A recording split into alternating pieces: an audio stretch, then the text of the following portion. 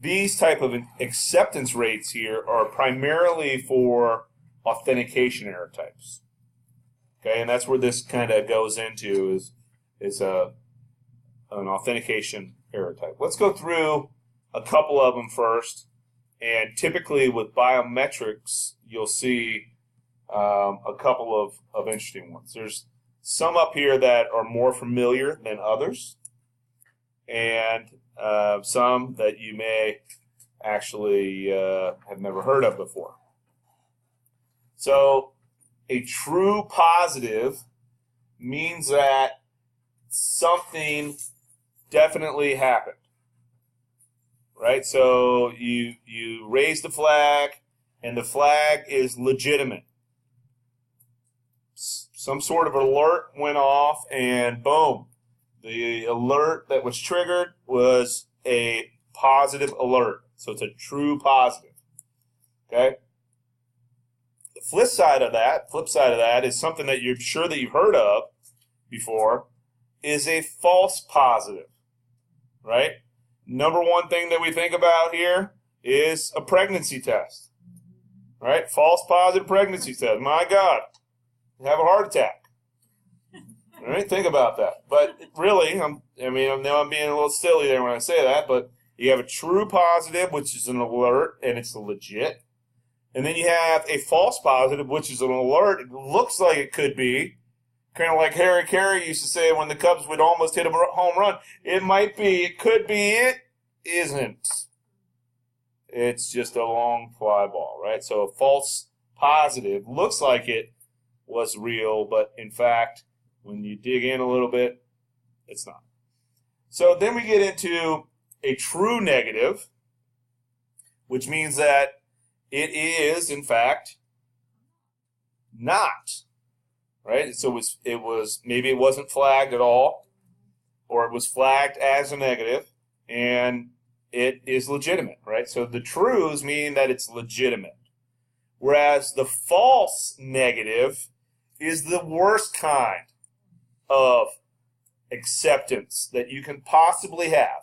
And if you're ever evaluating anything, let's say that you're working for a customer and your customer asks you to take a look at something, and that product has one false negative, just one. Now, it's raised the doubt. It's raised the doubt with you. And even if you test it 100 more times, just the simple fact that that one false negative was there, it could give you that reasonable doubt, which sucks for that product, but it happened, right? And that's just the way it goes sometimes. So this last one's a little bit tricky right here. This is a little bit tricky right here. So if we have this thing that we falsely rejected here, so let me just write this here. So typically we see the false negative here as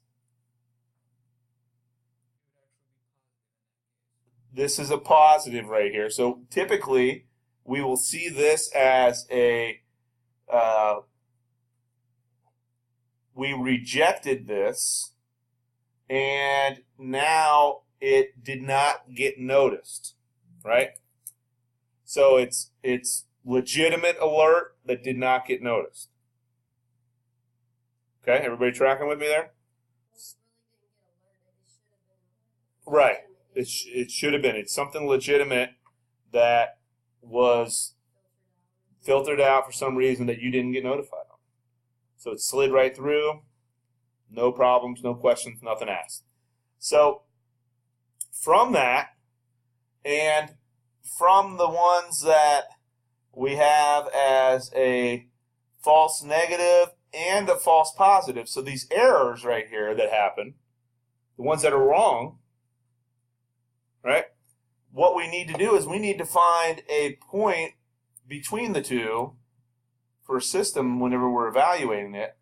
That's called this crossover error rate. So if we just have a simple graph that kind of looks like this, it's got a crossover. This rate right here, the place where it meets right here, is the crossover error rate. And That's where the false positives and false negatives meet each other, is the crossover error rate.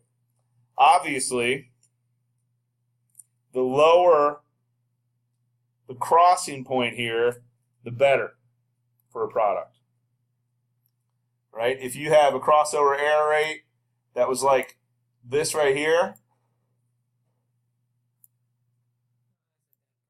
that product probably isn't going to be on the market very long. Okay? So keep that in mind. Any questions about that? Good chance you're going to see one on the exam.